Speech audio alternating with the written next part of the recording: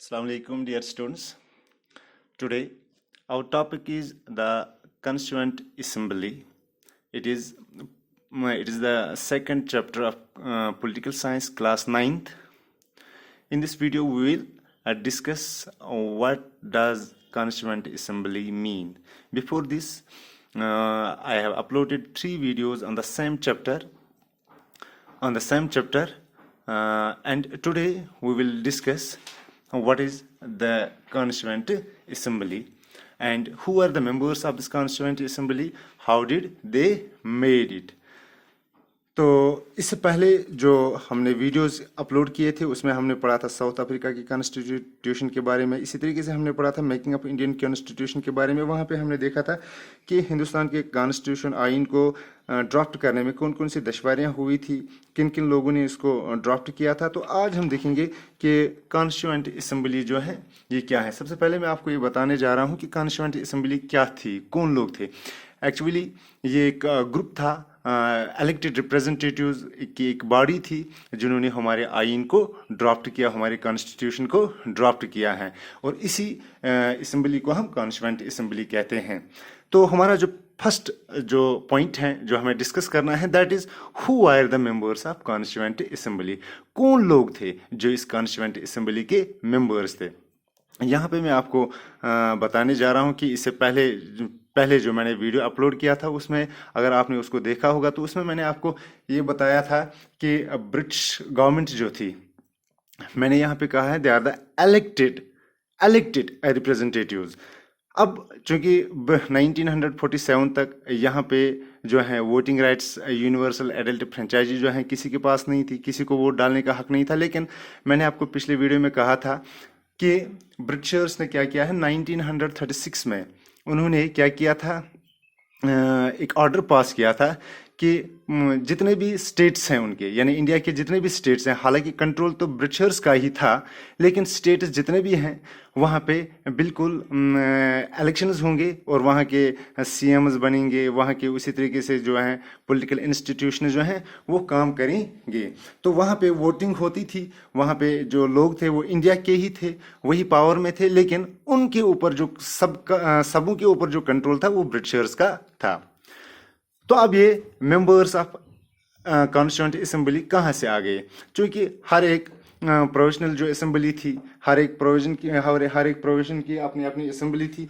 तो इन प्रोविंसेस से जितने भी इलेक्टेड मैं कहूँगा असेंबलीज थी, उन्होंने हर एक प्रोविंस से एक एक कैंडिडेट को भेज दिया है, क्योंकि उन लोगों को किसने इलेक्ट किया था, वहाँ के लोगों के, उस प्रोविंस के लोगों ने उनको इलेक्ट किया था। लिहाजा अब उन जो वो प्रोविंस की असेंबली थी, प्रोविंशियल असेंबली थी, उन्होंने एक एक मेंबर जो है, 2-2 मेंबर जो है, 3-3 मेंबर जो है, वोटिंग के जरिए जो है उनको क्या किया है, उनको इलेक्ट किया है। और वही मेंबर जो है बाद में मेंबर्स ऑफ कॉन्स्टिट्यूएंट असेंबली के बन गए। दैट मीन्स डायरेक्टली जो है लोगों ने उनको ये नहीं किया था, इलेक्ट नहीं किया था, लेकिन लोगों ने जिन लोगों को इलेक्ट किया था अपने स्टेट्स में जिन रिप्रेजेंटेटिव्स को बनाया था स्टेट चलाने के लिए, तो इन्हीं रिप्रेजेंटेटिव्स ने उन लोगों को नॉमिनेट किया है कॉन्स्टिट्यूएंट असेंबली के लिए। तो अब आपको मेरे ख्याल से समझ में आ गया होगा कि कॉन्स्टिट्यूएंट असेंबली जो है वो कौन लोग थे। वो डिफरेंट स्टेट्स के लोग थे, साउथ के, ईस्ट के, वेस्ट, नॉर्थ इंडिया के, साउथ इंडिया के, वेस्ट इंडिया के, ये तमाम अलग अलग पार्ट से आए थे। क्योंकि हर एक पार्ट में किनकी हुकूमत थी, ब्रिटिशर्स की हुकूमत थी, और ब्रिटिशर्स ने ही ये ऑर्डर निकाला था कि हर एक स्टेट में वहाँ की लोकल गवर्नमेंट होनी चाहिए थी। क्योंकि लोकल गवर्नमेंट ने किन लोगों को मुंतखब किया था, वहाँ के लोगों ने, और इन रिप्रेजेंटेटिव्स ने अब कॉन्स्टिट्यूएंट असेंबली के मेंबर्स को क्या किया था, इलेक्ट किया था। इस तरीके से दे वर द इलेक्टेड मेंबर्स, इस तरीके से वो क्या बन गए थे, इलेक्टेड मेंबर्स। अब हम देखेंगे कि कॉन्स्टिट्यूशन असेंबली जो है, कॉन्स्टिट्यूएंट असेंबली जो है, ये इलेक्टेड रिप्रेजेंटेटिव्स थे। अब उनको कब बनाई गई थी, 9 जुलाई 1947। इंपॉर्टेंट डेट है, ये पूछा जा सकता है आपसे कि कॉन्स्टिट्यूएंट असेंबली के जो इंतखाबात हुए या उनको कब जो है इलेक्ट किया गया है, जुलाई 1946। और ये कितने टोटल मेंबर्स कितने थे, दे वर 389। ये कुछ इंपॉर्टेंट पॉइंट्स हैं, मैं आपको बताऊंगा कि उन्होंने कौन कौन सा काम किया है। फिलहाल आप देखिए कि कॉन्स्टिट्यूएंट असेंबली जो थे ये कब बनाई गई थी, उसमें कितने मेंबर्स थे। तो ये आप याद रख लीजिएगा कि उनको कब इलेक्ट किया गया है, जुलाई 1946 में। ये ऑब्जेक्टिव भी आ सकता है। इसके टोटल मेंबर्स कितने थे, 389, ये याद रख लीजिएगा। फर्स्ट मीटिंग, अब ये जो कॉन्स्टिट्यूएंट असेंबली जो बन गई, अब उनकी पहली मीटिंग कब हुई, वो हुई है दिसंबर 1946 में, 1946 में। और दिसंबर 1946 में ही हमारी कॉन्स्टिट्यूशन की ड्राफ्टिंग शुरू हुई, हमारी कॉन्स्टिट्यूशन की ड्राफ्टिंग शुरू हुई। लेकिन एक और मसला वहां पे हुआ, आपने पढ़ा होगा कि आज़ादी के बाद 1947 में इंडिया में पार्टीशन हुआ, पाकिस्तान अलग हो गया और हिंदुस्तान अलग हो गया। अब इस पार्टीशन का क्या असर पड़ गया है इस कॉन्स्टिट्यूएंट असेंबली में, तो वो भी मैं आपको बताऊंगा। डिवीजन ऑफ कॉन्स्टिट्यूएंट असेंबली, इससे क्या हुआ, जो पार्टीशन हुआ, इंडिया का पार्टीशन हुआ, पाकिस्तान अलग हो गया और हिंदुस्तान अलग हो गया, इससे डिवीजन हो गया किसका, कॉन्स्टिट्यूएंट असेंबली का। कॉन्स्टिट्यूएंट असेंबली का भी डिवीजन हो गया, क्योंकि अब वो मेंबर्स इस कॉन्स्टिट्यूएंट असेंबली के मेंबर्स नहीं रह सकते थे जो पाकिस्तान चले गए या उन प्रोविंसेस से आए थे जो पाकिस्तान में थे। फॉर एग्जांपल लाहौर से कोई था, अब लाहौर से मत वो आ सकता था हिंदुस्तान की कॉन्स्टिट्यूएंट असेंबली, हिंदुस्तान का आइन था ये ड्राफ्ट करने के लिए, वो मत आ सकता था। इसलिए उन लोगों को निकाला गया है जो पाकिस्तान के प्रोविंसेस से आए थे। अब जो मेंबर्स रह गए उनको निकाल कर, वो प्रोविंसेस जो आज पाकिस्तान में हैं, पार्टीशन के बाद जो पाकिस्तान में पड़ गए हैं, उन मेंबर्स को निकालकर कॉन्स्टिट्यूएंट असेंबली के जो मेंबर्स रह गए हैं वो रह गए हैं 299। पहले मैंने आपको बताया है कि टोटल मेंबर्स बिफोर पार्टीशन दे वर 389 और पार्टीशन के बाद ये मेंबर्स, इनकी तादाद क्या रह गई है, 299 members for Indian constitution only, क्योंकि पाकिस्तान का इसमें कोई दखल नहीं था। यहाँ तक समझ में आ गया है कि कॉन्स्टिट्यूएंट असेंबली जो है किसे कहते हैं, कैसे इलेक्ट हुई है, उनकी पहली मीटिंग कब हुई है, जुलाई 1946 में, और उनको कब इलेक्ट किया गया है 1946 में, उनकी फर्स्ट मीटिंग कब हुई है दिसंबर 1946 में, और वहाँ से कॉन्स्टिट्यूशन को ड्राफ्ट करने की शुरुआत हुई है। उसके बाद डिवीजन हो गया है, डिवीजन के बाद पार्टीशन हो गया है, पार्टीशन के बाद कॉन्स्टिट्यूएंट असेंबली का डिवीजन हो गया है, वहाँ पे रह गए हैं 299 मेंबर्स फॉर इंडियन कॉन्स्टिट्यूशन। यहां तक समझ में आ गया। अब देखेंगे adoption, implementation of the constitution. Adoption यानी इसको बनाया गया था, कंप्लीट किया गया है, कंप्लीट आफ्टर डिबेट्स, डिस्कशंस के बाद, अमेंडमेंट्स के बाद इसको मुकम्मल कर लिया गया है 26 नवंबर 1949। यह बात आप याद रख लीजिएगा। हिंदुस्तान के कॉन्स्टिट्यूशन को ड्राफ्ट करके मुकम्मल, यानी जिस दिन वो मुकम्मल हो गया है, इसमें आप कोई कमी पेशी नहीं रह गई थी, वो डेट क्या था, 26 नवंबर 1949। ये एडॉप्शन हुई थी, ठीक है ना। अब ये इम्प्लीमेंट, फॉर एग्जांपल ये मैं बताऊंगा आपको, ये घर बन गया है, ठीक है ना।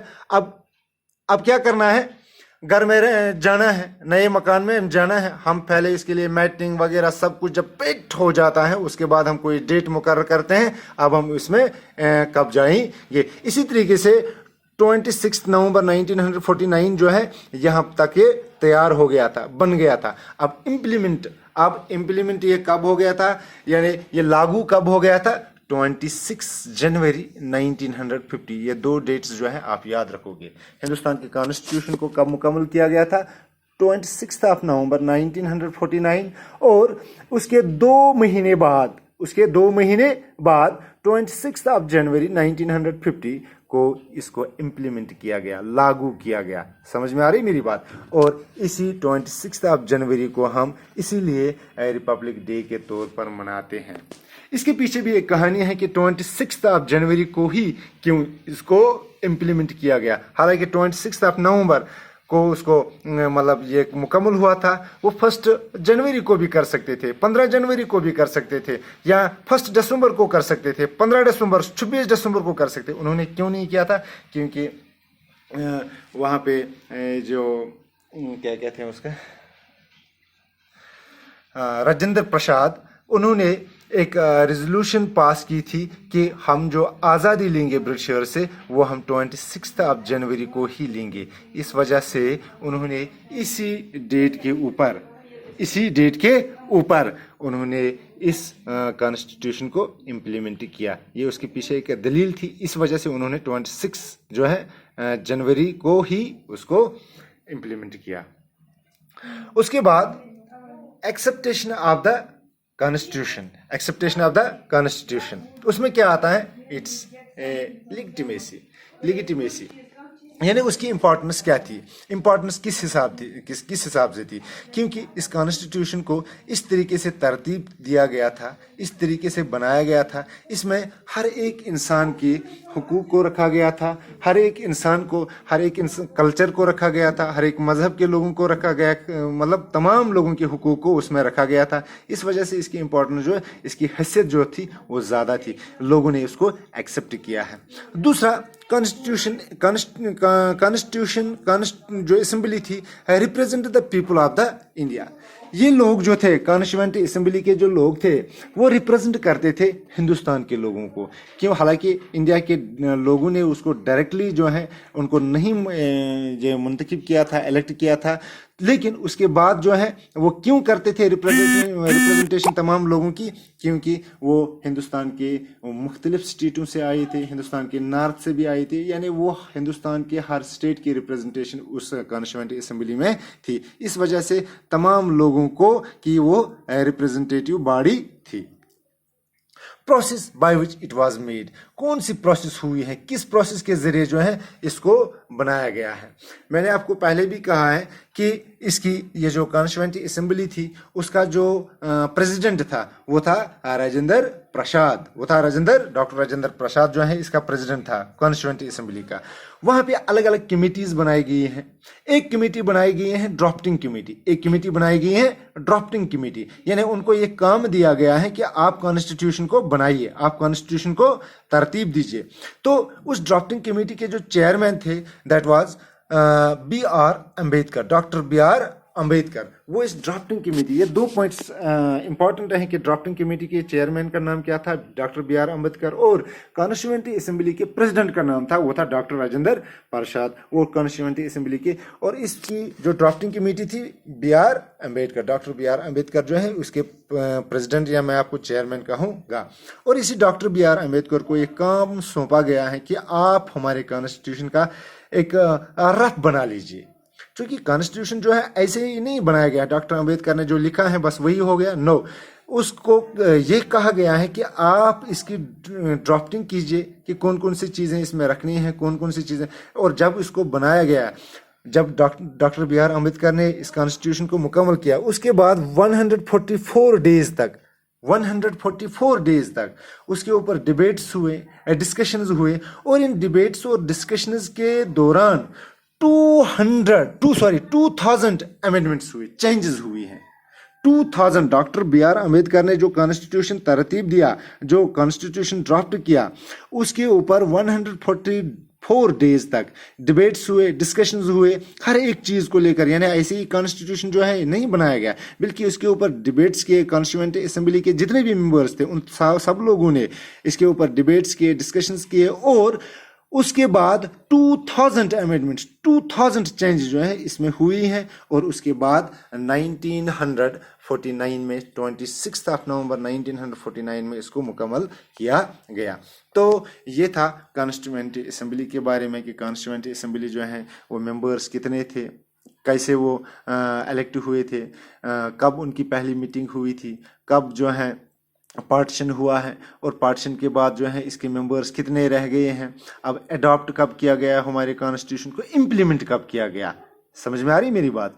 रिपब्लिक डे जो है वो कब बनाया गया है। इसी तरीके से एक्सेप्टेशन ऑफ द कॉन्स्टिट्यूशन जो है इसकी इंपॉर्टेंस क्या थी, इसी तरीके से कॉन्स्टिट्यूएंट असेंबली जो है represent the people of the India, किस तरीके से वो रिप्रेजेंट पीपल ऑफ इंडिया कर रहे थे, क्योंकि वो तमाम स्टेट से आए हुए थे, वो किसी एक स्टेट के नहीं थे, या किसी दो या तीन स्टेट से नहीं आए थे, बल्कि वो पूरे इंडिया से आए थे। इस वजह से वहाँ पे उस कॉन्स्टिट्यूशन में हर एक चीज़ को मद्देनज़र रखा गया है। रिलीजियस जो है उसको मद्देनज़र, मजहब जो है है मद्देनजर रखा गया है, कल्चर, लैंग्वेज, इन तमाम चीज़ों को मद्देनजर रखा गया है। इसी तरीके से डॉक्टर B.R. अम्बेडकर जो है ड्राफ्टिंग कमेटी के चेयरमैन थे और उन्होंने ही इस कॉन्स्टिट्यूशन को ड्राफ्ट किया है। और डॉक्टर राजेंद्र प्रसाद जो है प्रेसिडेंट थे कॉन्स्टिट्यूएंट असेंबली के।